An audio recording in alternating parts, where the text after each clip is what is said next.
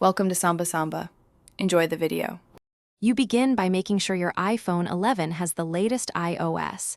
This prevents missing menu items. Once updated, unlock the phone and go straight to Settings. Don't detour. Tap Accessibility, because voice control lives there under physical and motor options. You'll be prompted for your passcode when required. Enter it to proceed.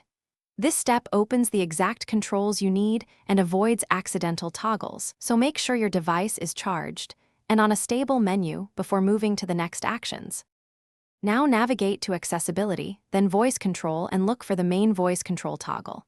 Tap the switch to turn it off. When a confirmation appears, accept it so the system fully deactivates voice command listening. Once done, check the top status to confirm it reads off. Make sure this is voice control, not Siri. These are separate services.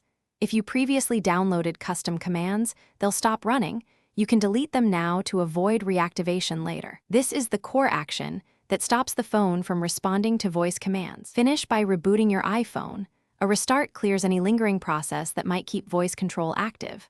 After the reboot, test by speaking a command. Nothing should respond. If voice control still triggers, go to Settings, General Transfer, or Reset and choose Reset All Settings. This preserves data while restoring accessibility defaults. Make sure to back up important custom settings first, because this resets network and display preferences. If problems persist, contact Apple support for a deeper diagnostics check. Thanks for watching. Consider subscribing if we helped you.